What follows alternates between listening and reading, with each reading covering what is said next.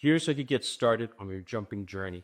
Jumping works your legs, your hips, your knees, your ankles, your lower back, and of course your core. But here's how you do it to get started safely. It's good to start with the pad, but if you don't have a pad, just don't jump so hard. You want to sink your knees into it. Now, if you notice, some students, they jump, they're very stiff in their shoulders. Just lift up and let your shoulders do their thing. And you tell how relaxed you are if your hands just kind of move. You should be able to slap your thighs gently and slowly. So I recommend to do for a minute. Let's just do 10 for now. Watch. 1, 2, 3, 4, 5, 6, 7, 8, 9, 10. That's a good cardio workout. Again, if you can, try to do a full minute and wait about 30 seconds. Now, the second thing to do is similar to a skater, which is when you go side to side. Again, you do it on the floor. Because as long as you're working your balance and strength in one foot, if you have a small man, obviously be careful with that. You do right on the floor. So just go side to side. And those are my hands. They're similar to the ice skating motion. That's why I guess they call it skaters. But be careful with this.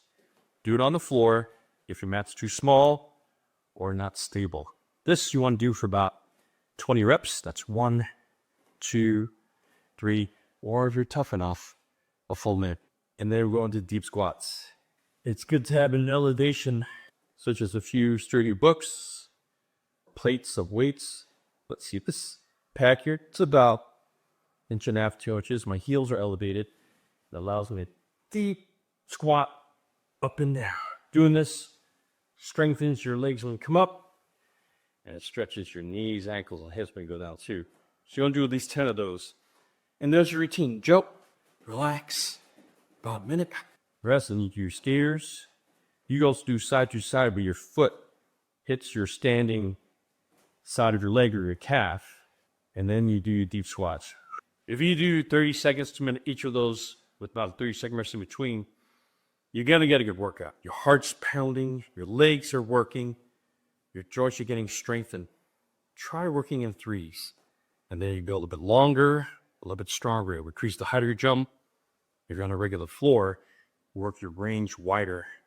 So try it slow and see what works for you. You want to be careful. It doesn't matter what age you're at. I've seen young students, a lot of challenges. I've seen older students who are just almost doing backflips. So you want to be very careful how you go. Find out what's comfortable for you and meet there. But there's one thing I do want to tell you. If you work on your sumo squats where your toes are out and you go down, you'll find sometimes a little easier on your knees, especially when you stick your butt back more. So mobility is important. Find what works for you and go every day. Go for your walks at least 15 to 30 minutes after you eat to lower that blood sugar from rising and just get your legs stronger. More jumps, more advanced movements when you're ready. So start with this today. You'll find this clears your mind, strengthens your body. Try this today.